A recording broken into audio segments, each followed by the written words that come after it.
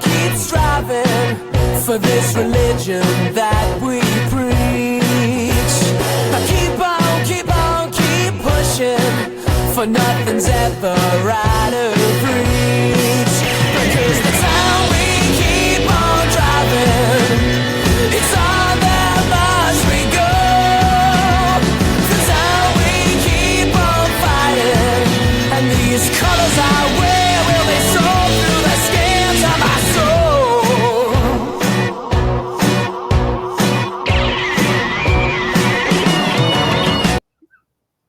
And welcome to another edition of the Luton Town International Podcast. I'm joined as ever by Gav, who's just been doing his hair, and Alex, who's just been doing his hair, and me, who's not been doing my hair. I wonder why. Hey, it's the future. Just get clippers. Be done with it. That's the stage I'm at right now, I'll be totally honest with you. Do it. Well, you have like 2 inches of hair anyways, so why not? Exactly. So I keep it short as it is, or try to keep it as short as possible. So, welcome to the Luton Town International Hair Podcast. Yeah, We've all of a sudden decided we're becoming hairdressers instead of Luton Town fans. From now on, the show is just going to be us rating the Luton Town players' haircuts. Oh, for fuck's sake. That could be an interesting one. Gabe O'Shows is probably annoying. I like Gabe O'Shows. I need more beer. Yeah. His double ponytail, that's amazing. Oh, well, I suppose we had 2 defeats, so it's... only I could pull that off. I suppose we better speak. It must be the hair that's doing it, definitely. Exactly. You need to both lose. Look, anything's better than talking about the last 2 games, right? Yep. There is that. I suppose we should pay some lip service to them, but it's... Indeed. Right, so we'll start with the Sheffield United game. Now, probably our worst performance of the season.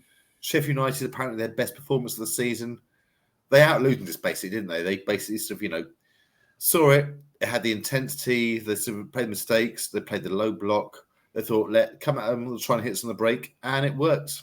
Obviously, Arch had a couple of goals, a couple of chances before the goal, Alex. And let's go straight in with the obvious refereeing handball decisions and penalties, which we got 1 each. What the fuck are the rules now? I don't think anyone knows really, do we? It's just, refereeing is just starting to become a bit of a joke, and I'm normally the one to defend the referees, but like lately it's just been getting worse and worse. It's just nobody knows anymore, and the VAR doesn't do anything either. It's just like, why do we have this expensive piece of technology at all? Well, Gavin, I was watching the game. It seems about 2 minutes, or it seems about 2 minutes before, from the incident, and then the referee sort of, VAR check their first goal, for example, or their penalty. Watch there, and suddenly it's blew the whistle. Referee made a VAR signal. And everyone's going, right, what was that for? And I'm thinking, okay, it was in our box more recent than theirs, so it's probably against us. But nobody saw anything whatsoever. None of the players appealed. There's just nothing in it, was there?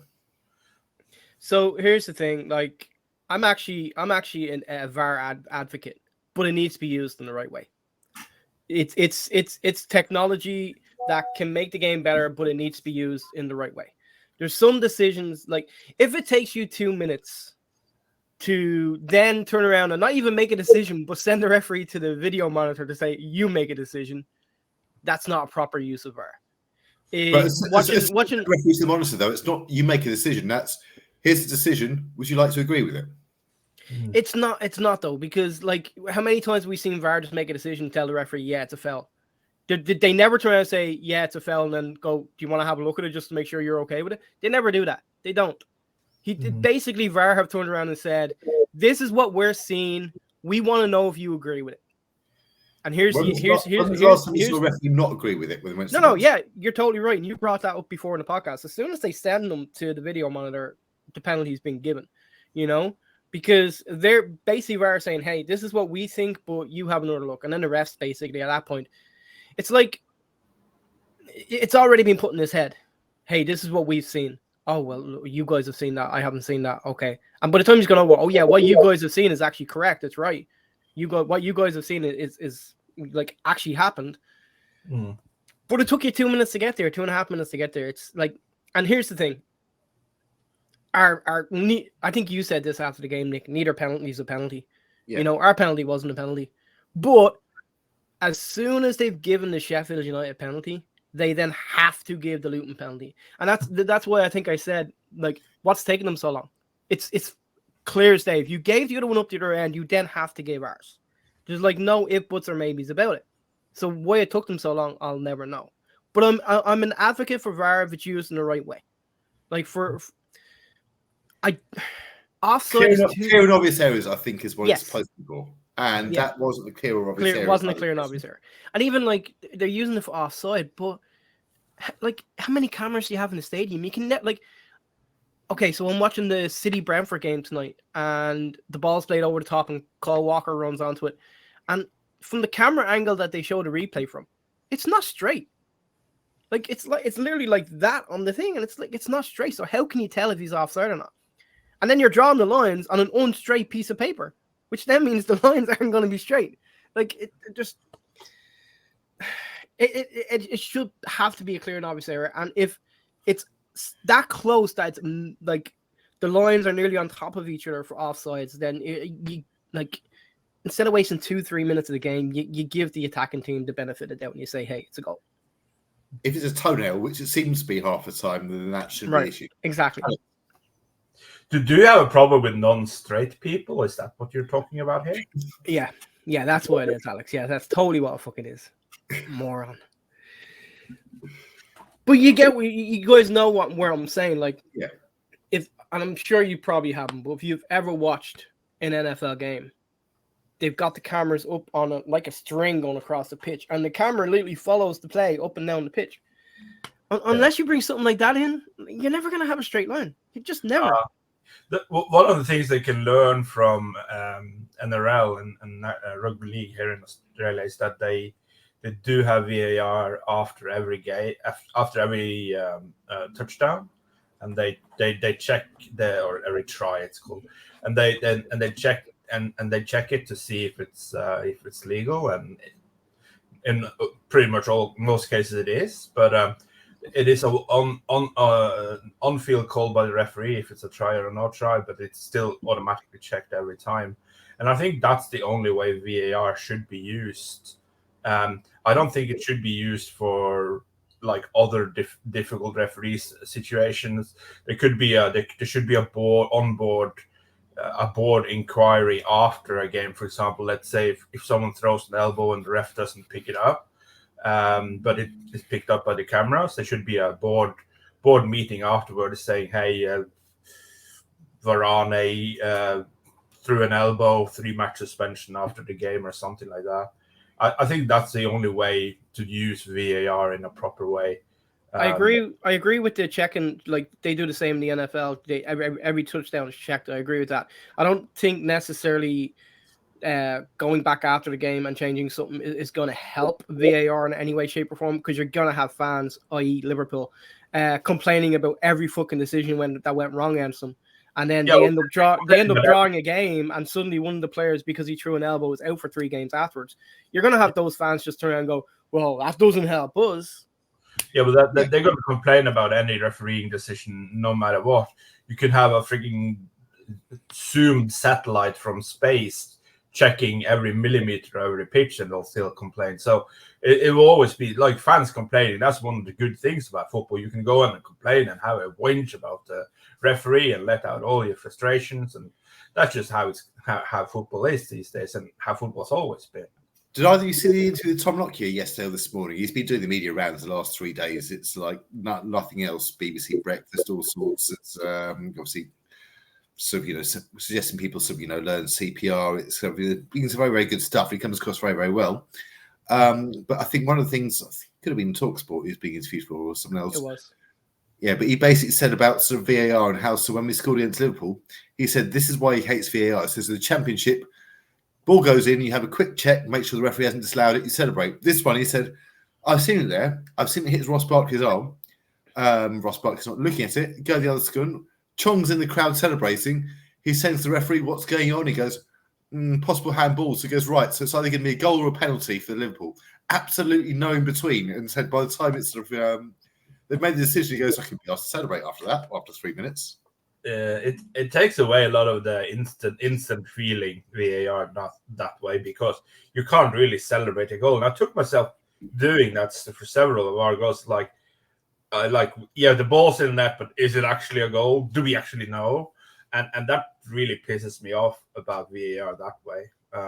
It takes away the good feeling, and sometimes the referee would blow the whistle, or sometimes it would be an offside before, but in the championship, but VAR now, it just I don't like it at all.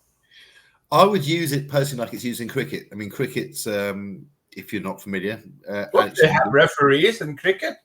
They have umpires. What happened? So, why? That's not the thing to put on at night when you want to fall asleep.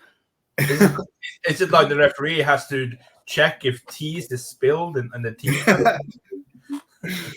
It's basic things like LBWs, that's late before wickets, away getting out, or anything else. It's basic. Each team captain over sort of per innings has 2 appeals. So a captain's call. Yep, I'd love that. I'd love to see that too. Yeah. So it's basically, unless it's kind of clear and obvious the referee asks for it, or the umpire, shall we call it, the captain can say, right, here's an appeal. I think this should be in or out because of this. I think it's the wrong decision. Yep. If that happens, VAR review it. Now, if it's a correct call, they keep their review. If it's not, they lose their review. Yeah. So maybe give each team captain 1 or 2 per game, thinking, right, if you want to review something, fine, call it in. If it's a good review, you keep reviews. If you don't, you've lost them and tough. Yeah, that's a good call. That I like that. I think VAR will get more refined, hopefully for the better. Hopefully, but with everything coming in now, what about the blue cards they were talking about? Oh my! Oh Jesus Christ! Don't get me started on that. All the issues in the game, fucking blue cards for fucking dissent. I mean, it's go for 10 minutes, which would be for 10 minutes of basic back. So all right, okay, let's defend for 10 minutes, see what happens after that.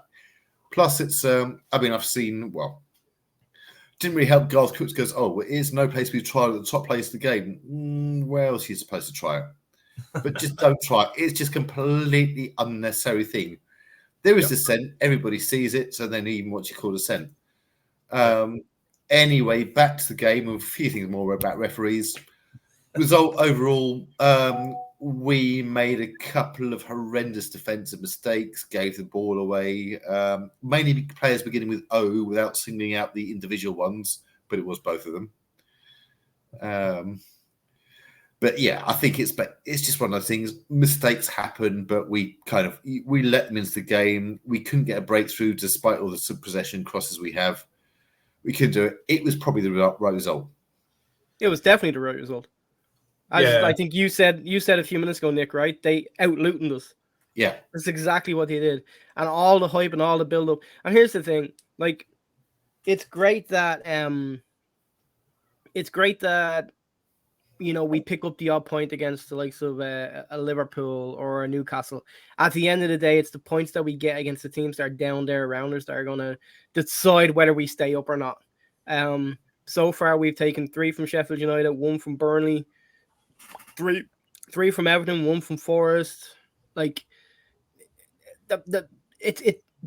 the only one I'm really disappointed with. We probably should have took more from Sheffield United. We'll see if we can take more from Everton and Forest. But Burnley's the one that you kind of look at and go, you need to be picking up at least 3 points in those 2 games.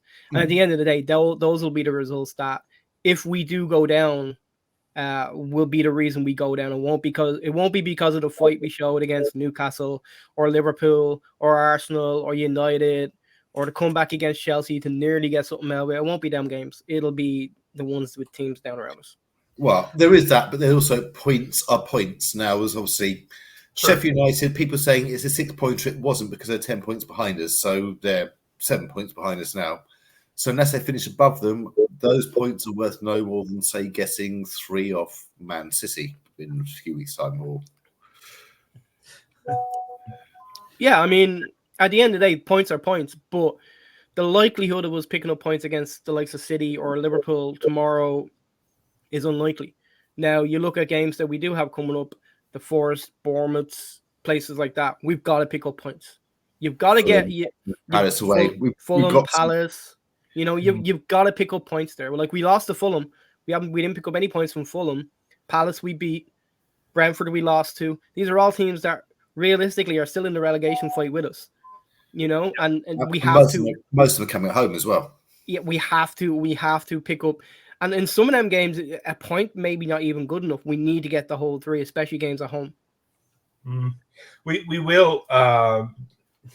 Like it is a classic Luton thing, though. Like we do best against tougher opposition, and when we play opposition we're supposed to beat, like everyone's saying, "Oh, this is going to be easy," we tend to fuck it up, and that's how we did it. And like last time we were up in the championship, we did really well against the top teams, and then we did somewhat worse against teams that were lower positioned. And I think that's kind of a Luton thing. Like it's been easier for the player to motivate himself for a Newcastle game or a Brighton game than it has been for a Sheffield United or a Burnley game.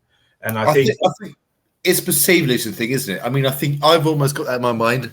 I don't think it's probably not the case if you look at it sort of, over the season being objective, but of course being objective isn't something football fans do. Oh no, we're all subjective. Everyone's subjective when it comes to football. Come on, that's why I think we should sell Colin Woodruff, and Gavin thinks he should be promoted to Prime Minister. Anyone's better than Rishi Sunak. Welcome to Luton Town International UK Politics Crossed with Football and Haircuts podcast. No, we're sticking with the haircuts. Now, I mean, one final note on the Sheffield United game, there were 9 minutes injury time. Now, for me, they were taking, I was counting it, 45 seconds over goal kicks, numerous time wasting, going down hurt. We've had games of 14, 15 minutes injury time. 9 minutes in that game just did not seem enough for the amount of time wasted that was going on. Has anyone noticed how the time's going down? Like, you're right. At the beginning of the season, it was like 14 minutes, 13 minutes, 10 minutes, 11 minutes. It was all these, like the Palace game was what? 12 minutes and it ended up being 13 minutes or something that was actually played. It was all these crazy numbers. But now you look at the last couple of weeks. Has there really been many games? Man United game in a minute, so with that. But not even that. Like I'm talking about outside of Luton games, like the City Brentford game. There was a number of substitutions tonight. There was a number of plays where the game was slowed down for goal kicks and free kicks and everything else. It was 6 minutes. Yeah, it seems like the referees have weekly or monthly meetings, and they probably have talked about the extra time and discussed it, and it probably has had a lot of focus and it has been reduced due to that. So that's probably some of the reason why we've seen some minor changes to that. But like you were saying, like 9 minutes, yeah, it seemed to be too short in that game. But I think when we talk about the next game, we're going to find that even less and even worse. So 9 minutes, I think, was fair for the Sheffield United game. Well, even that one, when they scored their goals, okay, so in the first half, but when they scored, it was taking them over a minute to get back, and it was thinking some of the players, they celebrate, then a couple sort of walk back, then a couple more walk back really, really, really slowly.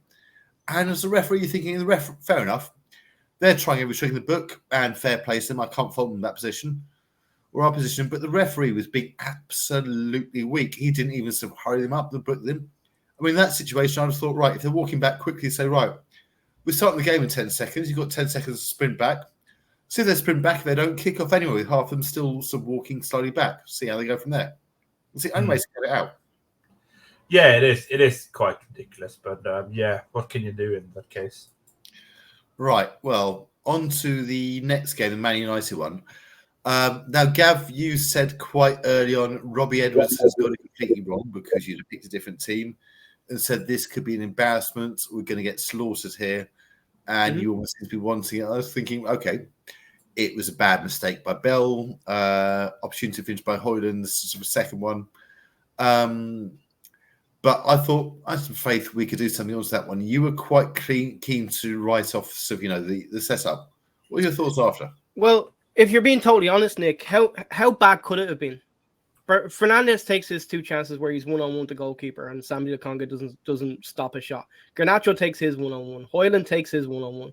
We could be sitting here talking about 5-1 loss, and would the performance have mattered at any point then? No, it wouldn't have. We got off to a really, really bad start. And I honestly think if United, I think it wasn't as much us as it was United. Because I think United just went 2-0 up and went, we're taking our foot off the gas here. And then I disagree. I think they found themselves 2-0 up, but it was, I don't think it took the foot off the gas. I think they did. They did. The first 10 minutes, United, it looked like United were going to rip us to shreds. And then after that, we got our foothold in the game, and we played a lot better. Now, I will say, the injury to Eli changes everything before the game, and we talked about that. But if we're realistically looking at it, United, I actually think it was an indictment on how far United have fallen more than anything else. They are supposedly one of the greatest clubs in football history. They're supposed to be the biggest club in England, and their tactics for playing against us after they went 2-0 up was to stick 11 men behind the ball and play counter-attack. Now, if I'm Manchester United with a starting lineup of what was showed on the US broadcast of 550 million against Luton's, I think it was 12 or 13 million, could have been even less. And I'm playing a game where I get 2 early goals, great. One is a mistake, one we should do better from the corner. And then I'm sticking 11 men behind the ball. I'm playing a counter-attack style against Luton. I'm a fucking ashamed of myself. I'm not showing my face. As a United fan, I even text a couple of my United fan buddies and was just going I don't know whether to congratulate you or not, because that was fucking terrible. You guys should be embarrassed. And every single one of them turned around and said, yeah, it wasn't great. Every single one of them turned around and said the exact same thing. Yeah, it's not exactly what we want. Ten Hag won't be there next season. He can't possibly be. He's the one thing that everyone talks about is what's their style of play. And I don't want to continuously talk about United, but I'm absolutely about to rip you to shreds on this. Actually, I'm going to add this, but yeah. What's United's style of play? What's United's style of play? And there isn't. They don't have what style of players. I think we performed well. Anyway, we've heard from Man United fans, so we're actually let's hear from the Cambridge United fan now. The only thing I can take from Gav's rant there is that the only thing that this proves is that the values of footballers are way out of whack in the Premier League. I think if you build a team with high team spirit and high team cohesion, with players who are not overpaid through their teeth and who isn't earning 300 grand a week, you will start actually seeing that team cohesion and team play and understanding between different players are far more important than anything else, and how much you're going to pay for a player or pay a player to play for your team.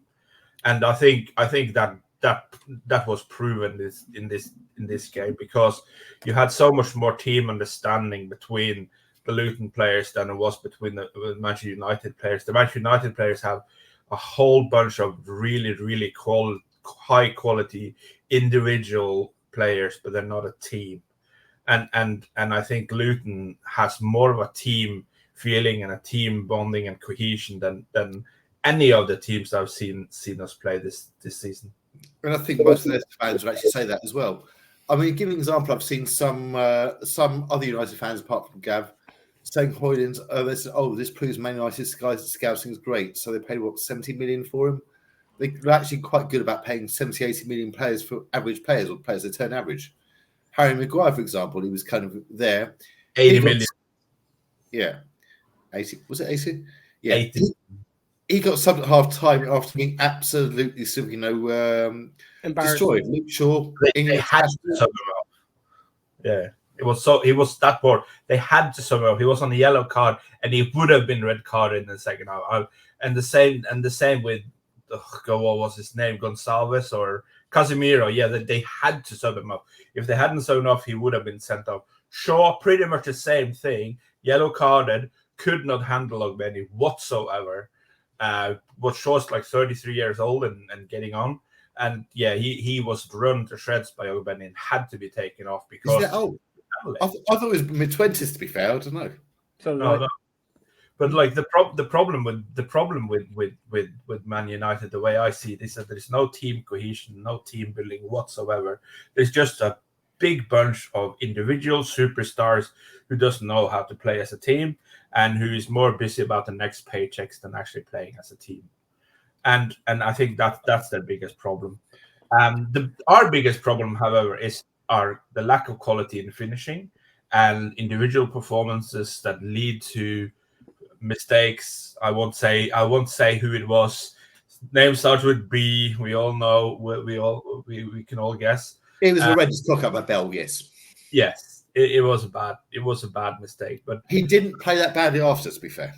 No, he had a few missed passes, and I wouldn't rate his performance as a good performance this game. But I still think we outplayed. Like 59% possession we had the entire game, and again it shows that you don't really get anywhere with possession anymore in this game. You can have 60% possession and still lose a game in the Premier League, and that's win it. But yeah, I mean, put it in perspective. I mean, that's a high percentage of Man United who, with the amount of money they spend on players, taking their players should be a lot better. I don't think it's down to putting them behind the ball. I think it's technically players shouldn't be better because they pay more money for him. Technically, it just proves that the amount of money you pay for players in football these days has gone completely bonkers. And like that team there, I would hardly value it about maybe 100 million pounds, not 500 million pounds like Gav wanted to have it to be. Yeah, I totally agree. Man City have not won all the titles they've won because they're of heart and desire. They've won it because they spend fucking money at the end of the day. Like when you're able to spend money, you can get better players. That's simply what it comes down to. By the way, Luke Shaw's 28. He's nowhere near his mid-30s. Oh, he's getting on. The thing 28? 28 is getting on. 28 is getting on. Oh, please. Fucking hell. 28 is getting on. 28 is getting on. Holy shit. I'm fucked. Nah. Nick, you may as well just dig your fucking grave now. You're dead. I'd like to point out, I'm actually playing football for work on Friday afternoon. Nah, don't bother me. First time Anfield for 25 years in a full-size pitch. So don't bother me. Last podcast, nice to know you. Yeah. And you're fucking dead. And anyone who knows, Nick, please reach out to him before Friday so you can say your final goodbye. By the way, I actually think, like, I know Alex just said there, he didn't have a great game. I thought Bell, after the mistake, was absolutely fantastic. I thought he was really, really good. Kaminsky as well played really, really well for us. Kaminsky had a good outstanding. Osho and Mengi, I think, were pretty decent. Once, like, after the rocky start, Mengi and Osho, I thought, dealt with United's attacks pretty well, especially considering the fact that a lot of times, because United were sitting so deep, a lot of times it was Osho one-on-one with Højlund or one-on-one with whoever. I think Osho handled it really well. I think our man in the match was Lokonga. I thought he was absolutely fucking fantastic. Sorry, if all three of us just agreed without any argument. No. This podcast is fucking dying. Oh God, what's happening? One thing I think that separated the two teams, though, I said the lack of quality of finishing. Obviously missing Adebayo before the game started, we probably might have gotten an extra goal because I think we had 22. Well, BBC counted it as at 22 cross. I think we had 22 goals and 4 shots on target, and United had like 21 shots on target, shots and 9 on target. So basically. Yeah, but I get that. I get that, but when you realistically think about it. Of those 9 shots on target, how many of them were one-on-ones? Because we're playing so deep that they were just fucking catching us on the break. We had to attack, so you had the chance to catch on the break. Yeah, everyone knows I love my stats. But I'm also a firm believer that stats can be skewed to help your argument in whatever way you want to go. There was a couple of things in the United game that I think really hindered us. If we wanted a decent ball into the box, we had to go down the left with Doughty because Ogbene needs to work on his crossing. If he's going to be a right wing back or right winger or right back, he needs to work on his crossing like ASAP. Well, that's what playing for Ryan does for you. And then that's what playing for. Well, again, like this is the quality of players that you have. You can't spend 550 million. You know, like, and then the other thing was Barkley in the final third, like the 4-4-2 article that I sent you guys the video. Top 2% in the final third of creating chances. That's where you need him. You don't need him further back. You need him further forward. And you need to find a way of making that work. I think, and I will die on this hill. Chong is too lightweight to play center. Stick him out wide and he's fine. He's probably got a better cross than Ogbene. Yeah. He's probably got a better cross than Ogbene. Stick him out wide, he's fine. He's too lightweight to be a center midfielder. He'll get bullied all day long. Yeah, I actually do agree. Like, I think that's where Edwards. I think that's where Edwards got it wrong. Yeah, I think. He played Chong wide. Say that again. He didn't play Chong central. He played him wide. So the way you're playing 3 in the center. Now, one of them 3 is going to go out wide to help Chong. And then you're playing 2 this way. You're playing 3 in the center. No matter what way you look at it, like you're playing 3 in the center. Otherwise, you're playing a 3, 2 wing backs, these 2 in the middle, then Chong just out here by himself. No, you're playing 5-2-3-ish. 5-2-3. So which means Woodrow's playing one side. Nah, Woodrow is through the center, and Morris was through the center. Chong was basically playing kind of in the hole behind where he was going either side, left and right. Yeah, it was more like attacking midfielder than winger. Yeah, and you know it's bad when I'm agreeing with him, Nick. Yeah, I know wide, that's just the end of out wide, I think he's fantastic. He's got pace. He can take on defenders. He's a decent crosser of the ball. But he's too lightweight to be a centre midfielder. He'll be killed. I don't think it's a sense of midfield. I think it's like we've been playing kind of one up front, and then you kind of brought in Adebayo and Morris together. Then obviously Woodrow's had to step in for the game plan. But I think it's a case of one goes centre, the others can go wide. He probably got you more design things, so it's not hugging the touchline wide, but it's you can cut in, be central if the other one's out wide. Mm. It's a fluid front 3. But it's basically on the side. Anyways, I think we can talk about formation and tactics for like 3 hours straight if we don't move forward. And I think we shouldn't move forward from that. Like the one thing we can take away from the Man U game is that we got robbed, and you know it, Nick. I know it, Gavin. Well, he's too drunk to know anything. So I just want you to explain to me how were we robbed? We were robbed because we should have had 10 men in the first half. Don't just say we were robbed. Tell me how we were robbed. I'm not saying I disagree. Okay, right, fine. Because I actually think you may have. I actually think you may have a point here. But I want to know we should have had why you think we were robbed. Well, number one, it should have been. No, not you, Nick. Not you, Nick. No, not you, Nick. Alex. Oh, I'm not allowed to argue now. No. You can answer afterwards. You can answer afterwards. Alex, why do you think we were robbed? I think we were robbed because we had majority of the play. We had a majority of play against Sheffield United. Were we robbed there? You don't let me finish what I'm saying. Okay. No, I'm just gonna pass on that. You're too drunk. Yeah. Just pass on to Nick. Yeah, go on. Okay, right, fine. now I'm allowed to argue. And again, Nick, just remember what I said. I may actually agree with you. I just want to know why we were robbed. Right. Man United should have been down to 10 men in the first half. Now, I know there's this politics about this. So, the first one wasn't really a booking, but it's accumulation. So, the second one making up for it. No, the first one, I think the referee points out, it was accumulation of fouls and nothing else. They should have gone. They should have been down to 10 men. That's why I pulled him off at half time. Mm-hmm. Not literally, before anyone goes to Pornhub and Brian, what the fuck's going on there? And Maguire. You're actually going to keep that in there as well, aren't you? It's, and then it's, second half, I think, it's that back. They made the substitutions, but again, 4 minutes out of the time. I mean, Rob Edwards doesn't normally call out referees or oppositions, but he's made quite a telling comment. He goes, well, yeah, it's back to last season. It was only 4 minutes because it was Man United winning, wasn't it? I've never heard Rob Edwards make a comment quite that cynical before.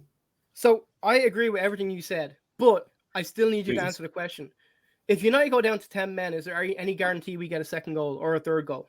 Of course, it's not guaranteed, but okay. So how were we robbed? There was an injustice. There was an injustice, definitely. But how were we robbed? How does that lead to us not getting 0 points in that game and instead getting 1 or 3?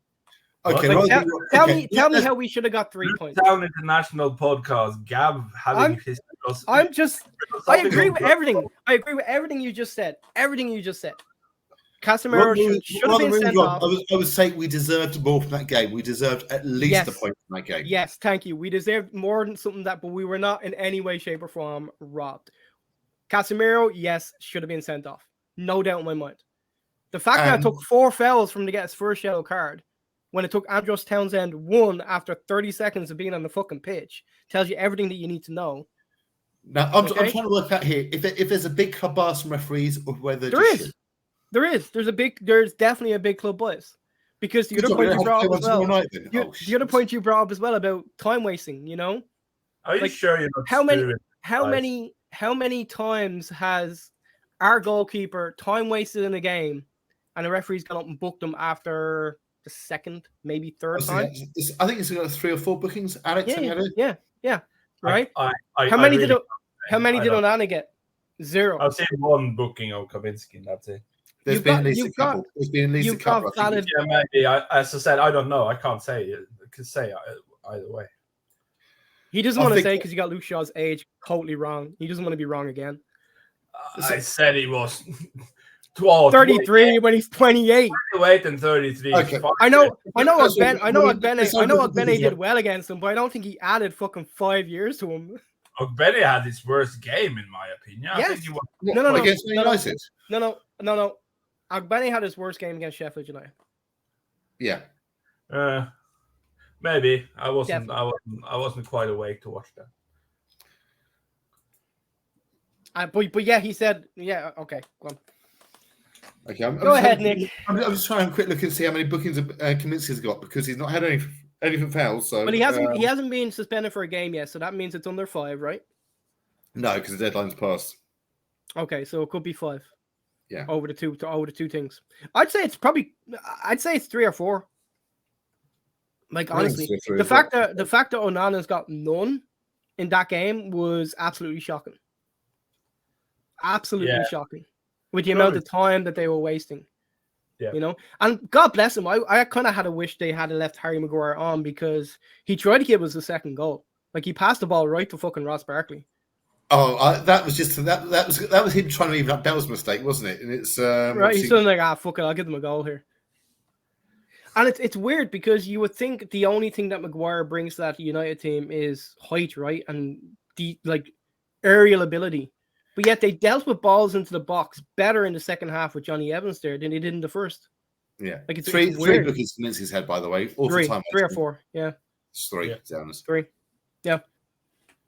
I mean, there's definitely you cannot tell me before this game I probably would have sat there and went, nah, it's conspiracy theorists. You can't tell me after this that there's not a big 6 boys. Just cannot. Just cannot. It probably isn't, Gav. You're probably a little bit too drunk.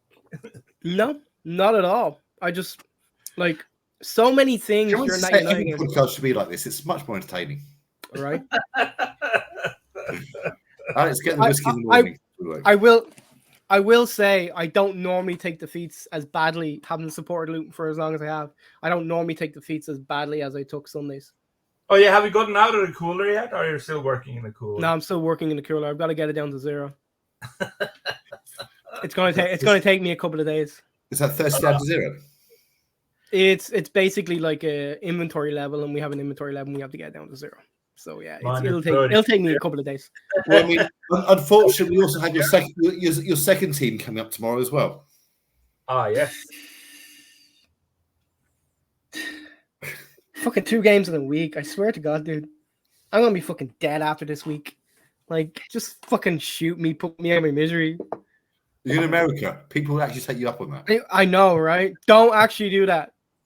I live in an area where it's quite possible too. What, America? Yeah. No, just where I live. Yeah. Anyways, the Liverpool game. Yeah, we'll walk alone onto Anfield. It's going to be an interesting game, isn't it? Well, I think there's a comedian. I think it is, if you know Frankie Boyle. I saw something come up. He said, right, He said Liverpool's anthem is "You Never Walk Alone." He said he's been to Liverpool. That's a really, really good suggestion. Don't ever walk alone through Liverpool. I love Frankie Boyle. That's a good one. Yeah. I love Frankie Boyle. Frankie Boyle is awesome. Yeah, How will I don't see us.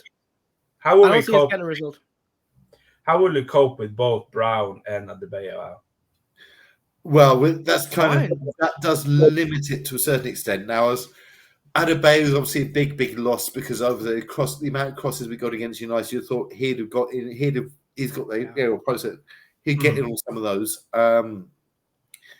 I think I'll start with Woodrow again, which Alex, I know you're not going to like. I don't think he will. But I'm actually thinking we probably might start with one attacker since we're playing away from home. Yeah.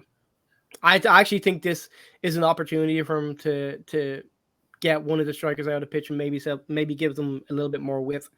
I think it'll be Morris. It'll also probably help Barkley get a little bit more forward and get onto like on the edge of the box when crosses are coming in and stuff like that. You've got to find a way of getting Townsend in the team just for his experience, right?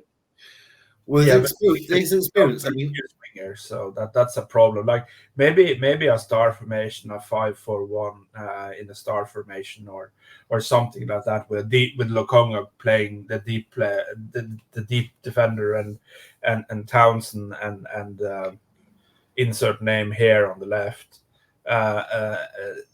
And Barkley up as an attacking midfielder or something like that. But I don't think you push Barkley up from his kind of the role he's in at the moment, because that's where he can pick the ball up.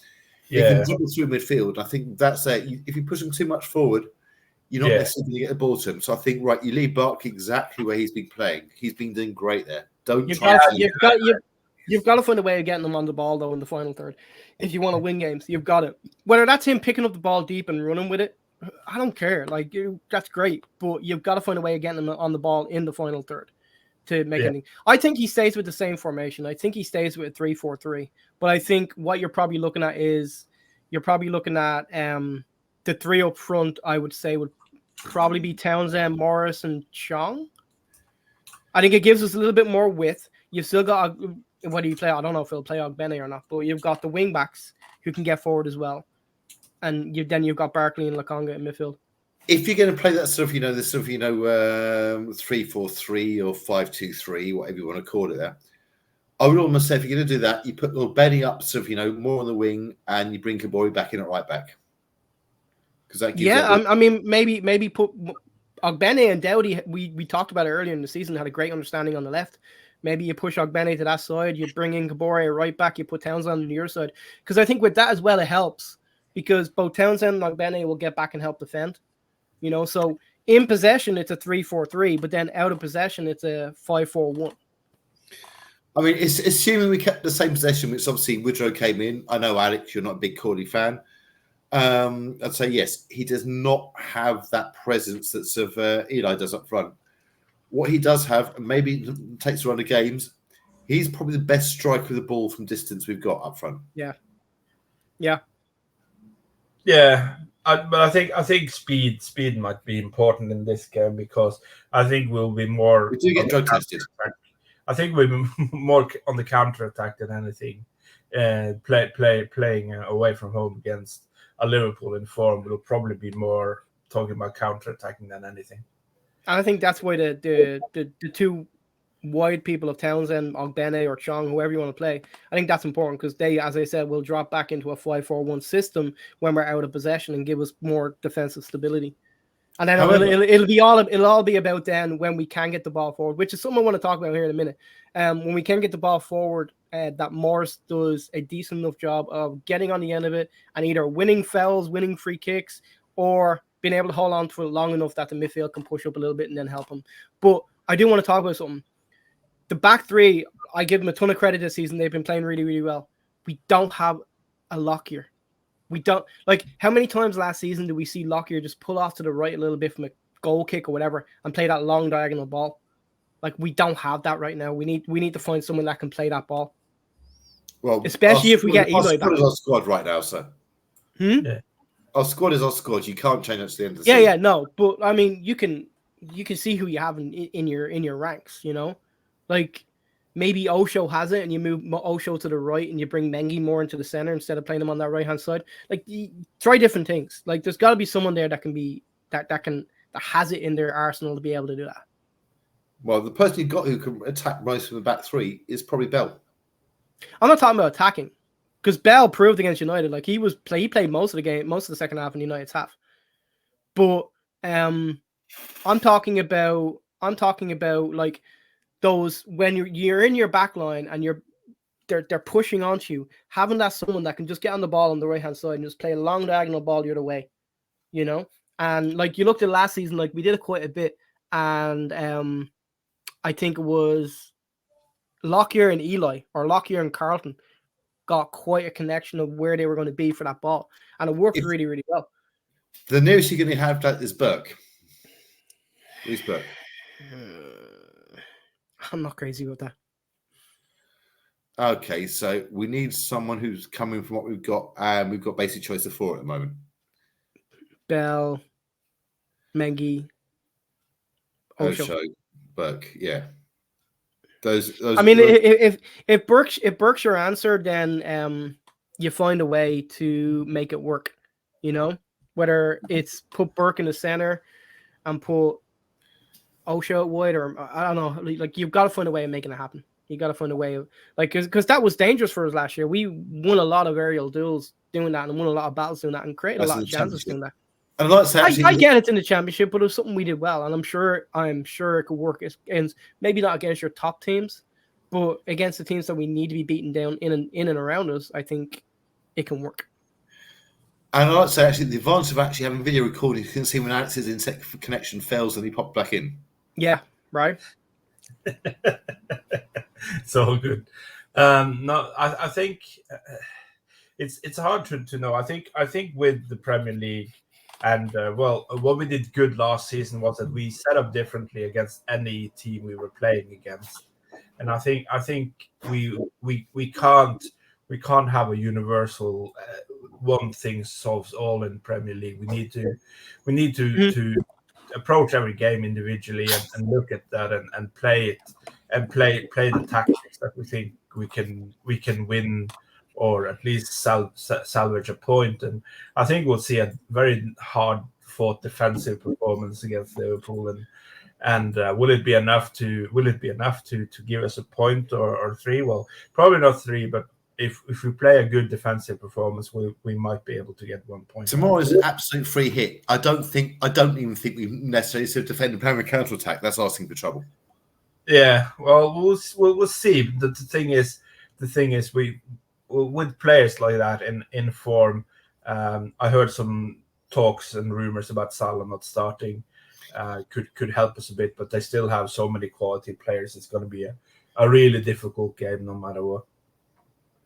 Yeah, I mean, actually, Klopp unfortunately was showing us quite a lot of respect in his pre-match interviews. Fuck him. He's probably a little bit better prepared than he was against us at Kenilworth Road. Yeah, I mean, he said, he actually interrupted. He said, "No, I'm going to talk about Luton because you probably won't ask me about that." He said he's got great respect for Rob Edwards, the job he's done. He goes, "I've never seen a team transform quite like that." Yeah. Could he just go in the old? Could he just speak to Garth Crooks and say, "Right, what do you think?" Then Garth Crooks says, "Yeah, there's shit. Don't worry about it," and tell his team that.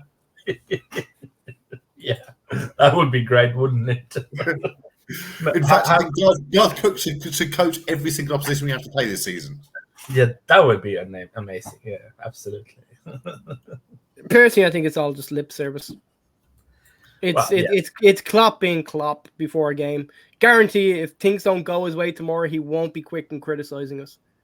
Yeah, it's just lip service. Yeah, but I think he made the right. So it's just kind of big media. Guarantee you, if they're ahead in the last minute and the ball goes up and Van Dijk fells Morris and we get a penalty and we score from it, and it's an shady penalty or on the borderline penalty. You know, he won't be quick and he won't be quick. He won't be slow in telling us after the game that Nick, never should have happened. We were the better team. We had all this possession. We dominated the game. There's absolutely no chance of us getting a penalty. Look, if Morris goes up, somebody takes out an AK-47, shoots him 47 times in the penalty area. There's no way the referee's stopping it or seeing as a fault there or a foul or anything else. That could happen in Liverpool. Oh my word. Football Illuminatis, that's what you guys are. I was really hoping we would do this podcast after the game tomorrow. It doesn't. Actually, no. You know the thoughts on this. It doesn't work, Alex. I have a superstition. You have a superstition. We did it, and we've lost 2 games in a row since you've done it. Why do we keep bringing them on? All right. I think that's the end of the podcast. What do you think? I think we should end it there. I think, yeah. That way, the last thing we hear is Alex basically jinxing us for tomorrow night's game. Oh no, I was more impressed at Harry Styles what that Kenmore throw. Come on, we didn't talk about that. Oh, don't. That's everything you say is Harry Styles here. I think okay. I wouldn't recognise Harry Styles if I walked by him on the street. Oh, that's good. That just tells you how old Nick is. Yes, exactly. Okay, I know you have your boy band posters, Gav. You'd notice him, Nick, because you'd look at him and go, "Man, that guy's hair is fucking awesome." No, I'd say what a fucking twat. Just because he has hair and you don't. And with that, it's over. Hey, you end the podcast, Nick. No one else. You just say the words and it's end. Okay, and I think that's probably mercifully all we've got time for. Probably about 10 minutes more than we had time for, or 20 minutes, or actually 50 odd minutes by recording. So I will see you both in a couple of weeks.